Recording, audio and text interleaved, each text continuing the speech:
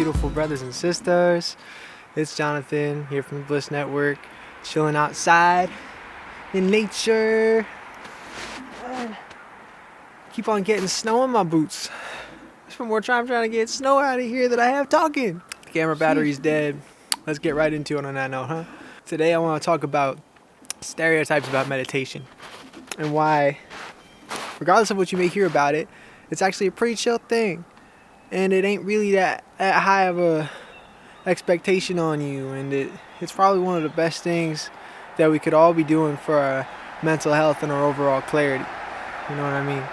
And I just want to spread my experience and share how I think it all applies to pretty much everybody. So let's start with one of the first, most important things about this, in my opinion, which is that you're doing it to do something, you're to achieve something, to get somewhere, to attain a certain goal, right? Like you are meditating to become something more spiritual, more relaxed, enlightenment. Everyone always goes meditate to reach enlightenment. But like, let's be honest, yo, if there's a yearning and a deadline and a dead end, then the meditation is going to be fruitless for one very specific reason other than just helping us to relax. Meditation is a reminder of the center. And there shall be no distractions on the outside when we are fully in our center, correct? So a huge distraction from the center is some place to be, someone to be, something to grab, something to achieve. Goals are very important, but meditation is specifically doing nothing, thinking about nothing. There's only one thing to do in meditation, and that's nothing. Any pressures on you? If you feel pressure that you're not meditating correctly, do not stress, because there's nothing to do. That's exactly what meditation is a break from interacting with your external reality. Also, a break from interacting with your internal reality. Finding the tightrope of blank, still silence in the middle of both of those things. That is what meditation is. Another stereotype about meditation, even one that I have pushed in the past, is that if you do not meditate every single day, you will lose all of your progress that you have attained from meditating day in and day out and beforehand. And I would like to clear up this stereotype that it's not all lost if a day is skipped, but the clarity of mind seems to subside a little bit and the noise comes back. For sure, I do not believe that you will lose all of your discoveries and every single amount of progress you've made in your meditative practice, but to achieve a clarity of mind that allows us to do things that most humans have too much mental chatter to be able to do, I would recommend doing it every single day. Every single day. However, you're not fucking up, or you're not a horrible person if you don't do it every day. It really is just like the mental chatter. The mental noise comes back if you skip a day. That is very, very obvious. If you meditate a lot more than most people, it may take a little bit more for the mental chatter to come back, but inevitably it does. But no, you are not doomed if you stop. It's all good. Another big misconception in meditation is that you're doing it wrong if you don't reach enlightenment within a certain amount of time. I know a lot of people are saying it's not working yet. After a day, a month, even a year, they'll just give up because they haven't reached some point that they think they're supposed to reach by doing this every day. And I want to stress, everybody's version of enlightenment is going to be different. And I really don't feel like it's just one achievement of enlightenment. There's so many little micro enlightenments. There's so many little breakthroughs we make. Tears of joy, understanding, bright lights, dark colors, whatever the hell it is that makes you feel like you are sinking into the all, the void, oneness, mental equilibrium, balancing out of all of the input we've been receiving all of our lives. Just hitting that one like G-spot. I don't think it's just one swell. I think it's a very... It's a lifelong journey, and of course it is literally just coming to realizations, and the ultimate realization, whatever that is for you. However, it's not the same for everybody, and not everybody's going to get there the same way. None of our paths are ever done, but if there's a futility to the path, there will be a futility to us as well. Because what we put into our journey, the journey will give back to us tenfold, correct? So if we treat the tools to reach peace and clarity, like shots in the dark, like things that we should just be one-offing, and if they don't work within a certain time, we abandon them. Then it's not going to be the tool that it deserves to treat us as.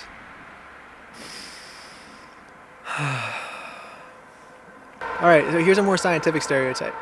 That meditation takes about 20 to 25 minutes to reach the point where thoughts no longer necessarily have words to them, and it just becomes like an oceanic flow. And you get to sort of like really begin to expand past that barrier of mind, and then really start to hit that current. You're like, ooh, I'm coasting now.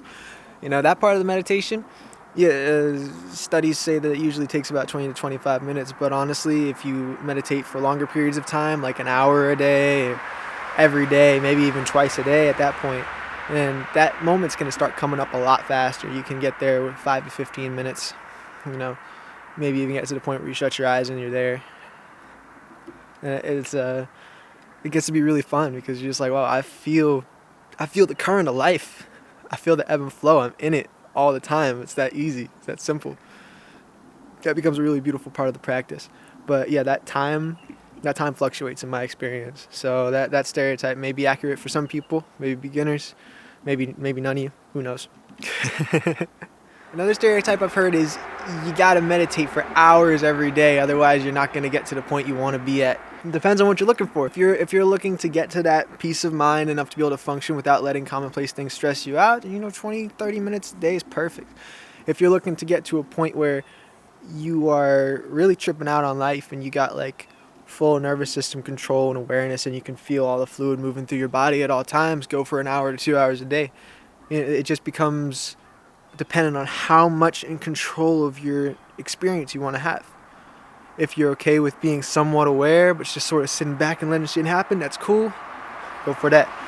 If you're more in the idea of like, okay, I want to be up and alert and I want to have 100% control of my entire body at all times and I want no autopilot whatsoever, but I want it to be easy, then 1 to 2 hours a day. Because it really is all about how much you're reaching into yourself, melding with yourself, and just chilling with how you feel on the inside. How much you're really into doing that. Your body just wants to feel you, yo. That's something beautiful I'm going to say about meditation, is your body just wants to feel you. So much of the day we just go around walking around, not really feeling ourselves. We'd be looking around, it kind of like feels like we're sitting back in ourselves, watching yourself move around the day, But when you sit with how you feel on the inside, and you don't move from that, you're just a pillar with the breath in out, following the breath the whole time, just a pillar. And you start to feel every single inch of your body, and your body just responds with happiness and warmth and love, gratitude. The experience does get easier. So yeah, it depends on what you're looking for, how in touch with everything you want to be, and how much automatic input you are willing to give your body. You feel me? And that's why it's cool to work up in time with meditation. If it's too much to start big, then start small. Start with 5 minutes a day. That's what I did about 5 years ago when I very first started meditating. I meditated for 5 hours a day. 5 minutes a day. I only meditate 5 hours like twice a month, to be honest. It's not that necessary. Unless you're trying to go through some astral traveling stuff. All right, another stereotype I've heard is that meditation and any type of yoga lets in energy from the environment. A lot of people have asked me if it's safe to meditate because of something like this. And I would say that meditation doesn't cause things like this to happen. Meditation gives us the opportunity to observe things that have already been happening without us realizing it. For instance, soaking up all the energy in our environment. Or in another scenario, putting out all our energy into environment, getting drained. Not necessarily even there having to be anybody there to pull the energy from us. It could just be our habit of just showing up and throwing it all down. So whatever the reason may be, meditation just gives us the opportunity to see that. Because with that much stillness, the static The mental chatter I was talking about, it prevents us from being able to see things like this because it is very much under the surface. Just under the surface, slipped right under there. But it gives us that inner vision. Gives us that inner vision, that inner sense. Because if you don't see it, you feel it. Feel, see, same thing. So I would say that it's a beautiful, beautiful aid. You may not like what you see when you meditate. That's one of the reasons why meditation is difficult. Because you may just be sitting there thinking about some shit you didn't know you was going to see, that you haven't seen for years. You know, even 5 years after meditating, you still be thinking about some stuff that's difficult to think about, that's difficult to sit with, that's really painful to feel, uncomfortable. It happens. Because we've had these experiences. We've all had some really difficult experiences. When we face these things, meditation did not cause that to happen. Correct? Meditation lets us notice it. And now we can do something about it. Pull back a little bit more. And I would advise anyone that is in that meditation at that moment, all you can do is just sit with it. Don't interact with it. Don't reach out to it.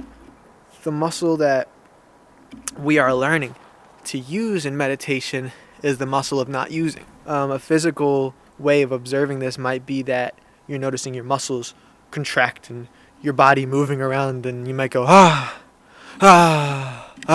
you're trying to meditate. Little jerks, little movements. You might stretch. You might compulsively open and close your eyes.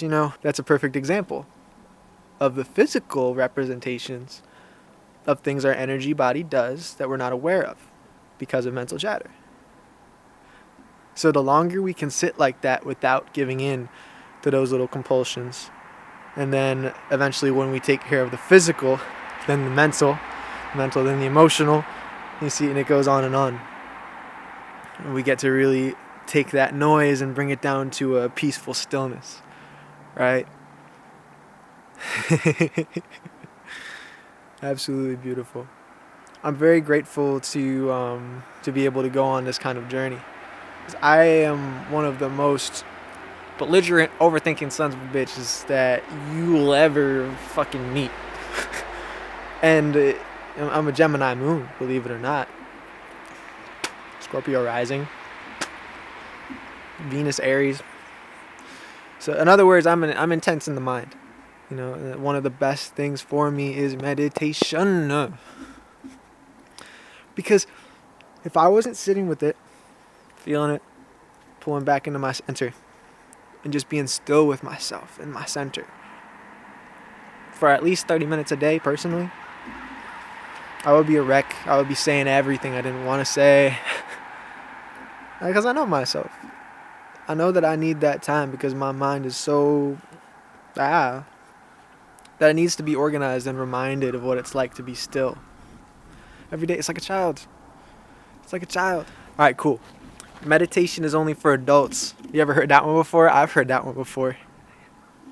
In my opinion, kids should be taught meditation in school or by their parents or both, if school even going to be a thing anymore. Point being, I believe that meditation is for everybody. And it's funny hearing the stereotype it's only for adults because we're all kids. We're all children. We're all innocent. We have all just been taught what it's like, what it means to grow up in this society. And I think that's a really poor excuse for identification because we are all children at heart and we all remember how to play. We all remember what it's like to be our ideal selves, right? To be our most authentic selves. So I would say that meditation is a tool to reveal the child within all of us step by step. A child is still, a child is patient, a child hears, a child can teach us more than an adult can because an adult can just rattle off what they've been taught all the time growing up in this world, but a child can tell you something completely original that you've never heard before because they have been unperverted. The society has not perverted them yet. They have true wisdom. So we all have that true wisdom, that untouched inner knowing deep within us. It's just been covered up by our experiences, by our pain, by our trauma, by what we've been taught, right? So what's beautiful about meditation is it brings that side out of us. The longer that we sit in meditation, the more innocent we become, the more of ourselves we reclaim every single day. I believe that wholeheartedly. So no, it is not just for adults. It's for every single person, even your little kid. Let's go. Should I only meditate outside? I know a lot of people that only meditate outside. We're talking about selective meditation anyway. I know people that only meditate when they're on psychedelics. I know people that only meditate when they can't sleep, which is like once a week. Selective meditation, you can meditate anytime, anywhere, anyhow. You don't just need to meditate outside. It is beautiful. It's so good to turn into an arc reactor and connect with all the trees, become a battery of regenerative energy with them. But it's also okay to meditate in your room, in your basement, in your cluttered house, in your clean house, on the porch, in the attic, in the basement. I already said the basement. What am I doing? Point being, you do not need to limit yourself the ability to meditate. It's just ideal to have it done in a sacred space, whatever you deem to be sacred. If you don't deem the indoors to be sacred, that's cool, as long as you know that you're not going to screw up your routine just because you didn't have the ideal location that day. Because honestly, your mind's more important. And the days where it wasn't perfect to meditate, where you didn't feel perfect, where the place wasn't perfect, you'll still be really glad that you did anyway. If you just sucked it up and sat down there for 15 minutes. If you usually meditate for an hour, 30 minutes, and all you could do was just 5 or 10 just because you couldn't stand where you were, that's cool. You just did it. You did it. You're good for the day. You did it. That's all that matters. Hell, sometimes I even get in my car and I just sit there in the car seat, go crisscross applesauce in the freaking driver's seat and just you gotta do what you gotta do to get that space, to get that clarity, that stillness, that peace. Another stereotype about meditation: I should not intake anything before I meditate for the first time in the day. All right, that's cool. It depends upon what you're going in it for, and it also depends upon how you feel, because you know what your body likes, you know what feels best for you, you know what sets you into the focused state when you wake up, right? Because are you waking up to chill? Are you waking up to start a work day? And also, do you feel like you need help focusing in the day, or do you feel like you'd rather pay more attention to your routine at night or midday? See, I don't consider midday meditations unless it sucks me in it all by itself, and it's like, yo, Jonathan, we got to go back in. For me personally, I'd be doing it right when I wake up. I focus a lot on my morning routine just because I know that sets my whole day up. You know, I'm up at 4 a.m. meditating until 4:44. 4:44, I start my little breath work, Badwan Jin and yoga kind of thing, you know. And then I go dose my stuff, meditation first thing, because I believe that the first thing I should get a dose of is myself, my own energy, how I feel, how the planets feel in my body, what's going on, you know, before I put anything else in me, before any medicine, before any supplements, before any food, water. I'm very grateful for meditation. I've been quite a strict father about it to all of my friends and all of y'all, and you know, I probably still will be, because it's just my routine, and never expect anyone to do what I say, of course, but it's just such a clear it's